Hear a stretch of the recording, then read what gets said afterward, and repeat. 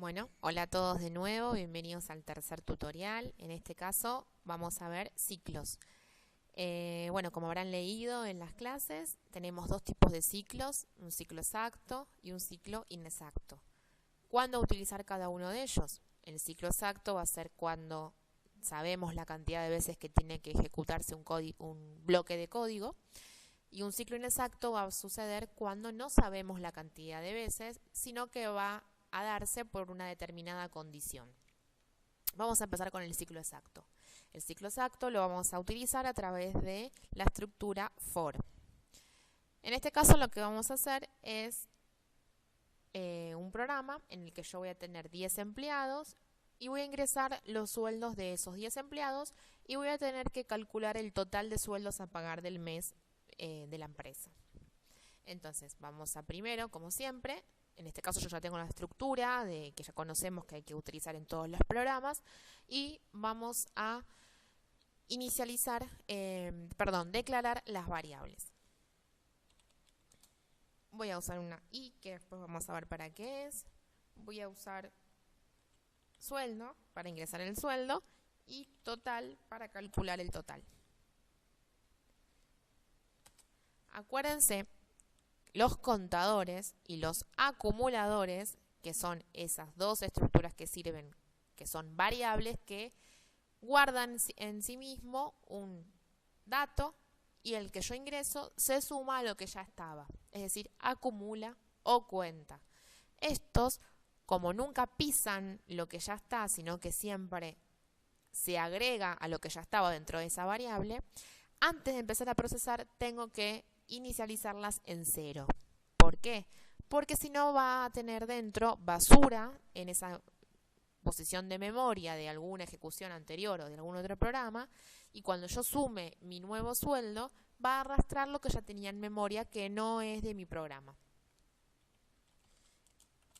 Entonces, total lo tengo que poner en 0 al principio, y después cuando ya vaya a acumular la primera vez va a guardar el primer valor y luego va a ir acumulando sin traer ninguna basura de memoria.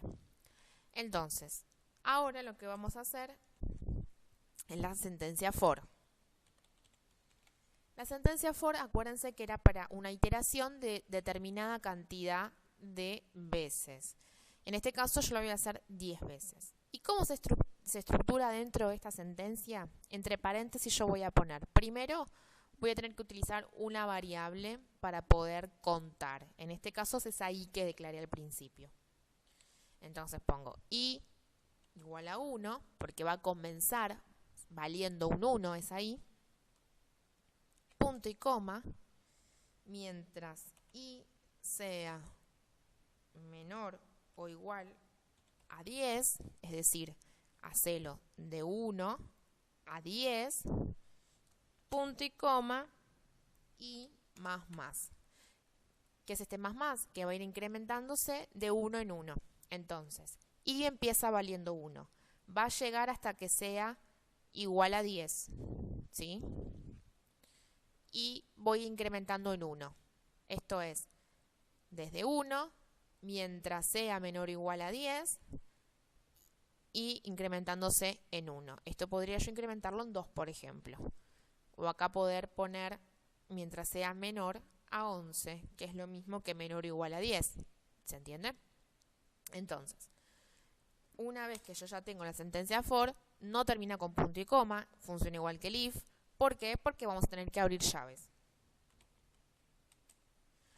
Entonces, dentro de las llaves, ¿yo qué voy a decir? Voy a pedirle al usuario que ingrese el sueldo del empleado.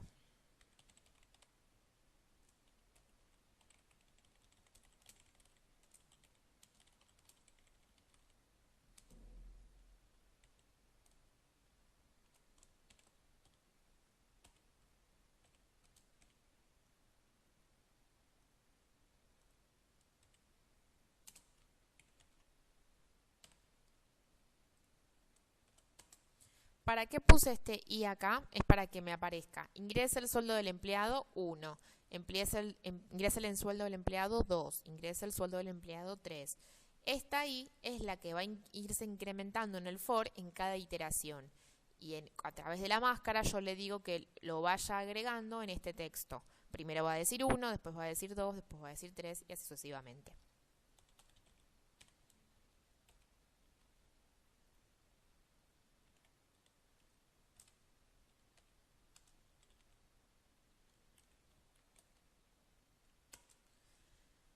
Bueno, ¿qué pasa ahora? Yo las 10 veces voy a ingresar un sueldo distinto que se me va a ir reemplazando. Entonces, para no perder ese valor, lo tengo que ir acumulando en el total que necesito. Y yo voy a decir que total es igual a total, es decir, lo que yo ya tengo dentro de esa variable, más la nueva. Entonces, la primera vez total valía 0. Ingreso el primer sueldo y va a ser, total va a ser igual a 0 más el primer sueldo, pongámosle que es 100. La segunda vez va a ser 100 es igual, o sea, total es igual a 100 más el nuevo sueldo que supónganse que es 200, guarda 300. La tercera vez es 300 más el nuevo sueldo y así sucesivamente las 10 veces. Eso es un acumulador. Acumula una variable que va tomando el valor que se ingresa en pantalla.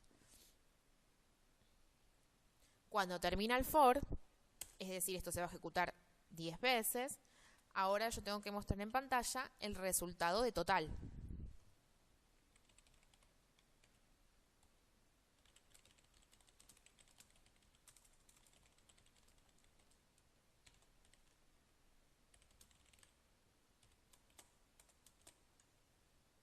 Bueno, vamos a guardarlo como tercer ejemplo y vamos a ejecutarlo. Ingreso el sueldo del empleado 1, 100. Uy, no funcionó. Vamos a ver qué es lo que pasó. Ah, me faltó acá el ampersand. Quiere decir que no sabía dónde guardar la variable que yo ingresaba. Ahora vamos a ver si.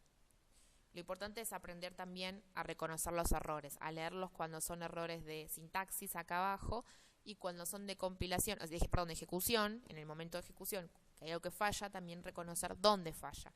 En este caso me falló cuando yo ingresé el 100, o sea que era por acá el asunto.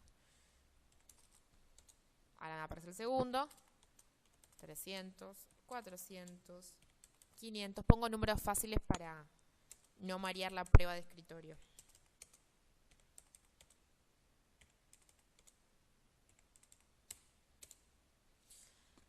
El total de los sueldos es de 5.500. ¿Dio bien? Terminamos y ahí tenemos lo que es el ciclo for. Ahora, una vez que ya tenemos les voy a mostrar cómo hacer exactamente lo mismo, pero con un while. En este caso, yo no sé la cantidad de empleados que voy a ingresar, entonces no puedo hacerlo con un for de 10, porque no sé cuántos voy a ingresar. Vamos a borrar esto. El resto queda igual. Entonces mi while va a ser cuando yo voy a tener que pedirle al usuario que ingrese el número de empleados. Y le voy a decir que ingrese sus sueldos hasta que el número de empleados sea igual a 0. Cuando esto suceda, cuando yo ingreso número de empleados 0, corta mi ciclo y muestra el resultado. Entonces lo primero que tengo que pedir es que me ingrese el número de empleados.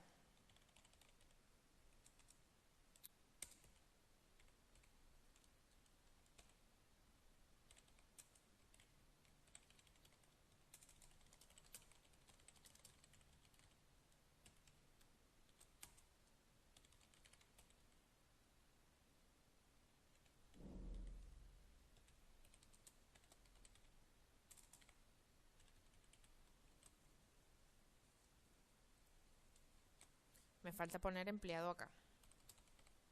Bueno, ingresa el número de empleado. Lo guardo en la variable empleado. Entonces ahora vamos a hacer la sentencia while. While es mientras. ¿Mientras qué cosa? Mientras empleado sea distinto de 0. Llaves. Entonces, mientras la variable que yo acabo de ingresar sea distinta a 0, esto va a seguir pasando todas las veces que sea hasta que empleado sea 0. Distinto se escribe así, con un signo de admiración que cierra y un igual. Eso significa distinto. Entonces, para que este ciclo se vuelva a ejecutar, yo al final tengo que volver a pedir que me ingrese el empleado, porque si no, no se itera de nuevo. Entonces, vuelvo a poner estas dos sentencias antes de cerrar la llave del while.